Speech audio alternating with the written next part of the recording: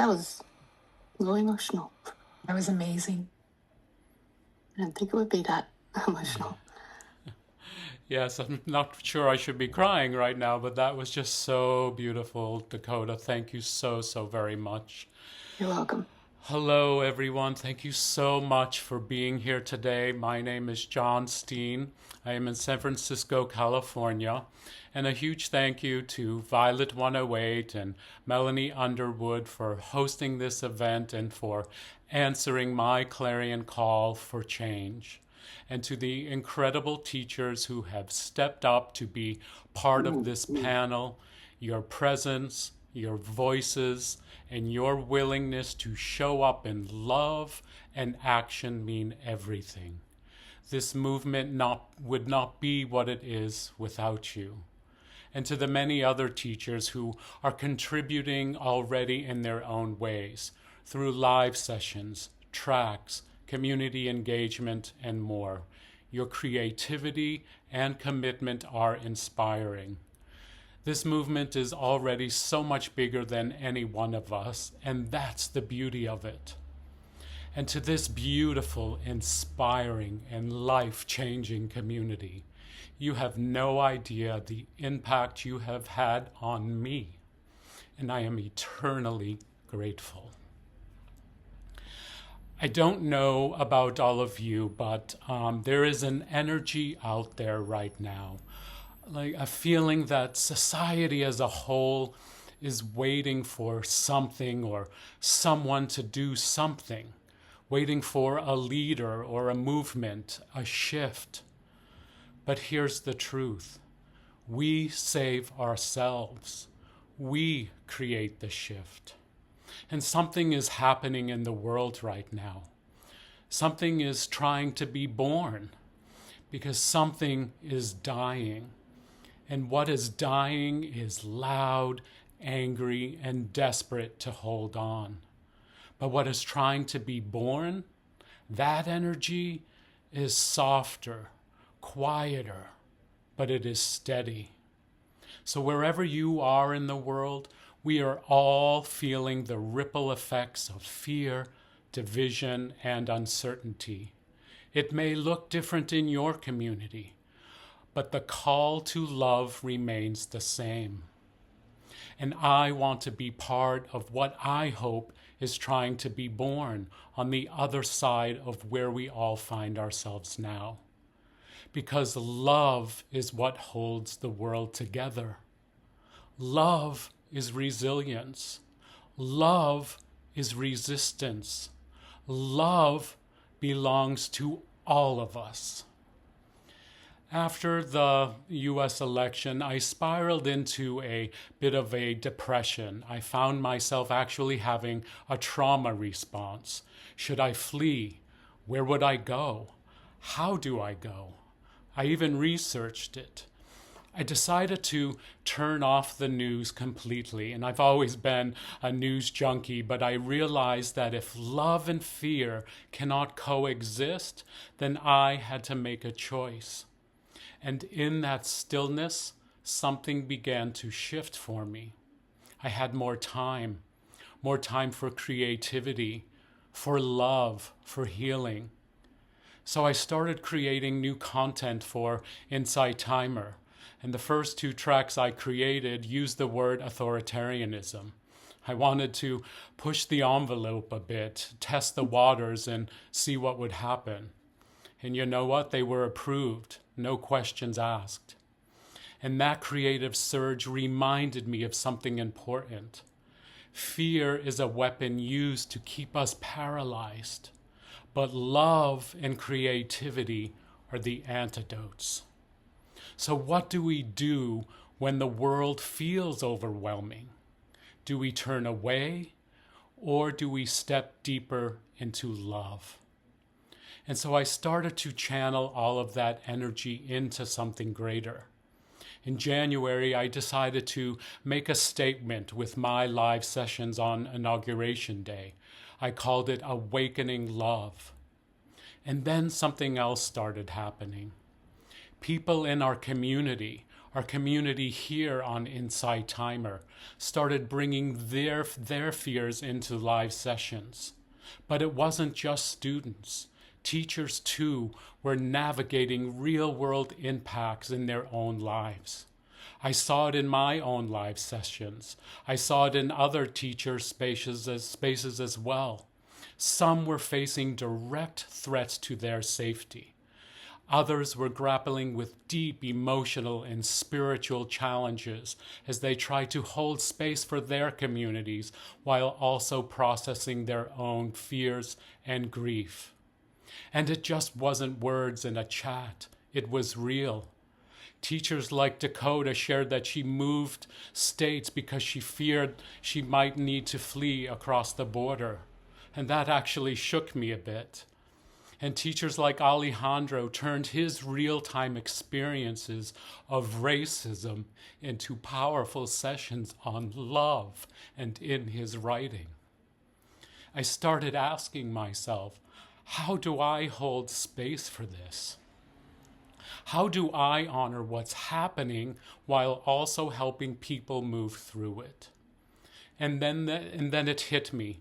The answer was in the content that I had been creating. Everything I was writing, recording, and teaching was coming back to one thing: a commitment to love. And we all here are part of a global platform with over 30 million people.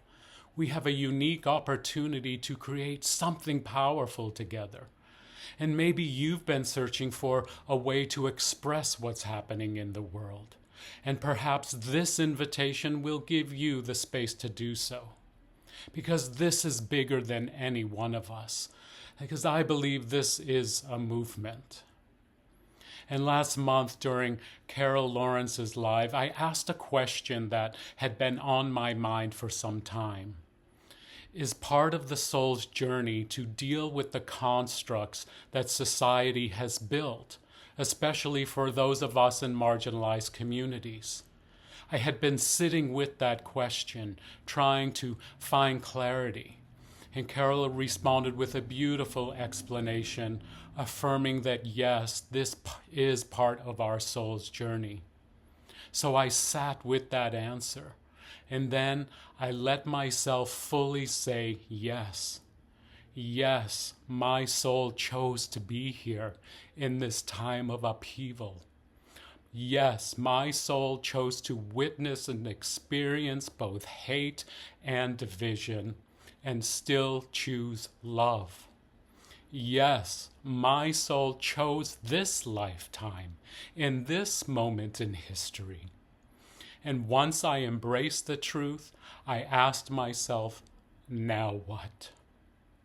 And then during Maisha's live last week, on the first day of her book reading series on All About Love by Bell Hooks, CG had put in the chat that she had been having conversations with Spirit and Source about why she was alive during this time. And that resonated so deeply because I had been having the same conversations with myself. And I realized this is why we are all here at this time in history. We are the light workers. The world needs us right now in our fullness and love. And each of us will find our own meaning in this movement. For me, one of my core themes is justice, because I know what injustice feels like. When I was 21, I moved to San Francisco. It was 1988 at the height of the AIDS pandemic. And shortly after, I came out to my father. And his response, God hates you and you're going to die. I had to go no contact with him for years. And when we reconnected, our relationship was only on his terms. And the saddest part, the only thing that he ever told me about his father was that he hated him. And yet he still repeated the cycle. But I didn't. Through my own healing journey, I stopped the generational trauma. I chose something different. And this moment could have broken me, but it didn't, because I chose love over fear, because I chose to break the cycle, because I chose to heal. And during that time, gay and bi men were dehumanized on a global scale in ways that are difficult for many to fully grasp. I would never wish for anyone to endure that kind of erasure, fear, and loss again. And a theme that often comes up in conversations with my friends is this: we weren't supposed to be here. We weren't expected to survive that time. And many people, society at large, didn't care whether we did or not. But we did. We survived. And not only survived, we thrived. Against all odds, we are still here. And that means something. So when I see the targeted hate being directed at the trans community right now and our community at large, as well as other marginalized communities, it feels deeply familiar. I've been through this before, and I don't want to see another generation experience what we did. And I share this not because I want to center myself, but because I know I am not alone in this experience. And if this resonates, take what serves you. This is my story, but I know many of you have faced your own versions of rejection, injustice, and healing. And this is why a commitment to love is for all of us. That time in my life defined me. It shaped who I was and who I was to become. Just like this moment in history will define each and every one of us. Who do you want to become in this moment? What do you want to stand for? How will you choose love? And for too long, many, in my opinion, in the spiritual and healing communities have avoided engaging with politics, dismissing it as separate from the spiritual path. But when our civil rights, the safety of marginalized communities, and the dignity of human beings are under attack, this is no longer just politics. These are spiritual issues. True spirituality is about liberation from fear, hate, and injustice. And if you are committed to healing, you are committed to justice. If you are committed to love, you are committed to change. The two cannot be separated. Is when I was starting out a few years ago on this path, one of the most impactful things I did as an energy healing practitioner was joining a coaching group with Lou Redman. He's a fellow IT teacher. And one of his early guests, another fellow IT teacher, Darius Bashar, shared something that has stayed with me. Insight Timer hasn't reached its full potential yet. And I believe we are the ones who shape what Insight Timer becomes. This community of teachers and students is what makes this platform work. And that's why I'm so honored to be here on a panel with these incredible teachers in this beautiful community, launching a movement, a commitment to love movement. Because if you look back at recent history, every major movement, the civil rights movement, the women's rights movement, the United Farm Workers movement, the gay rights movement, Black Lives Matter, all of them were rooted in love. And during that time of reflection in December and in the months that followed, I experienced deep realizations. Because something had changed within me. Something was not quite the same. The truth is, I don't want to check out. When I began this chapter of my healing journey in 2020, I made a commitment to go within and uncover who I truly am. If I were to disappear now, I wouldn't just be stepping back. I'd be abandoning myself. So I'm saying no to that again. I matter. My voice matters, and my community needs me right now.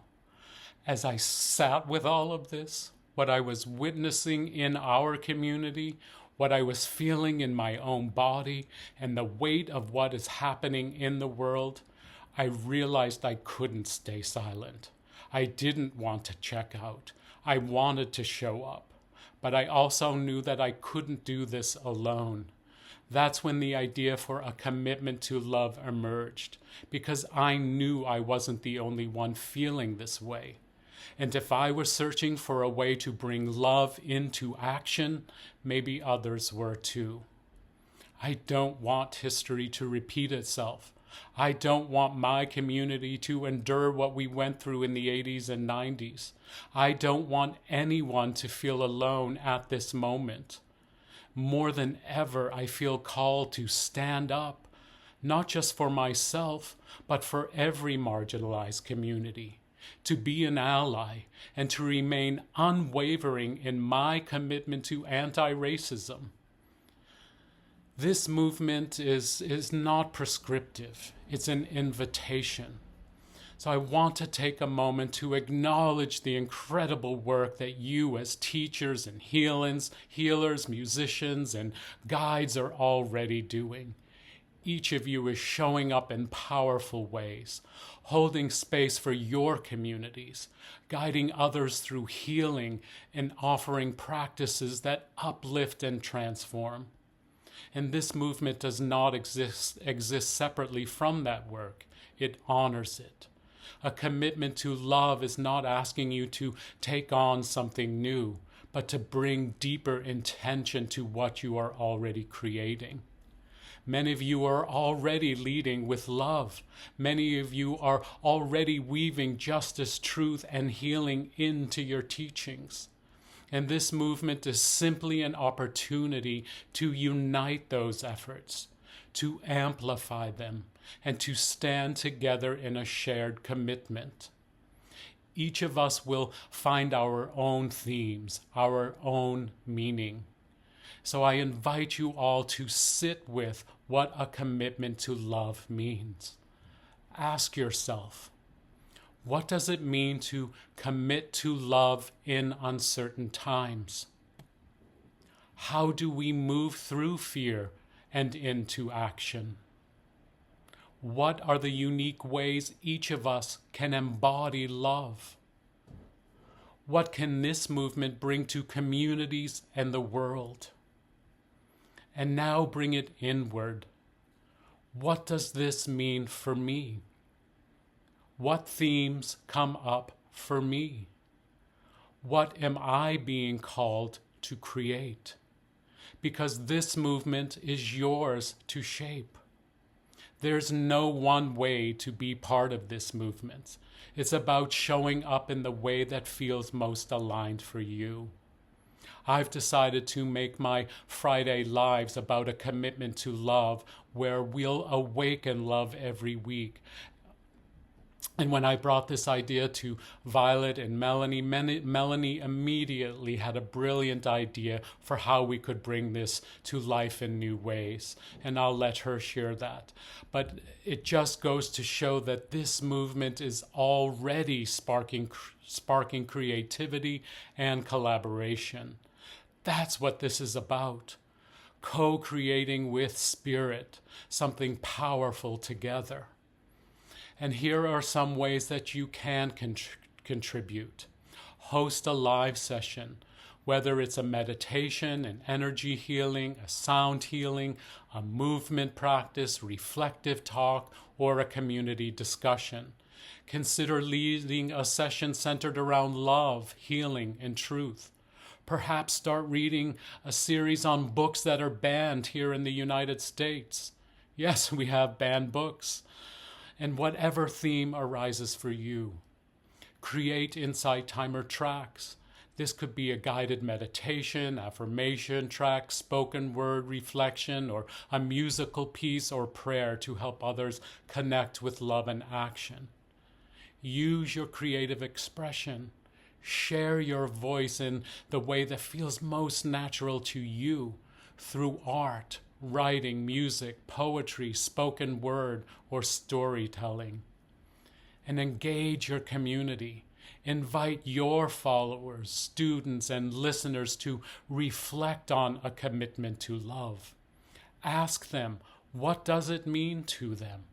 How do they bring love into action?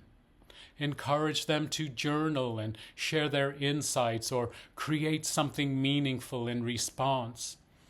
A Cherie Watchmaker, a fellow Insight Timer teacher, reached out to me that she'd bring this movement to her women's group. That's a fantastic idea, and I encourage you to bring it to groups you're involved with too. Engage others about it. And then amplify the movement. Use your platform, whether it's social media, newsletters, podcasts, or blog posts, to spread this message. Share quotes or insights and personal reflections on committing to love in these times. And join and support other teachers. Attend a commitment to love sessions that are already happening. Uplift fellow teachers. Amplify their work on IT and social media and create that ripple effect of support and encouragement. And most importantly, make this your own. This isn't about following a formula. It's about bringing love into action in a way that feels authentic to you. And most importantly, do use the hashtag a commitment to love to unify all our voices and build momentum, especially here in IT and maybe some of the content that you create. We have the opportunity as an incredible intersectional community here on Insight Timer to make a difference. The world is shifting. We get to decide whether we stay in fear or whether we actively create a new reality, one built on love, healing, and truth. That's what this movement is about. And this just isn't a moment. It's a collective awakening, a deeper commitment to each other, a refusal to let fear define our future. And every moment for justice, healing, and truth has started with love. This is our moment to carry that legacy forward. And also, as a reminder, I do invite you to pay attention to how you're feeling moving forward, how being part of this movement in a big way or a small way shifts something within you. It may open you in ways you didn't expect. Reconnect with you parts of yourself that have longed to be seen and expressed. This is an opportunity to heal, to thrive, and to love. Be curious. Let this commitment take you to places within yourself that are waiting to be awakened. And yes, there will be disappointments. Yes, we all make mistakes. You may make mistakes along the way. That's okay. That's what life is. So if this resonates, I truly hope you'll join us. We are being called to rise in love together. This is a movement of love, truth, and healing. Because love is not passive. Love is not silent. Love is a force for healing, justice, and transformation. We don't build a better world by looking away. So let's rise together. Let's stand in love together. Let's heal together. And in the end, love is always the way forward. So let's commit to love. Thank you.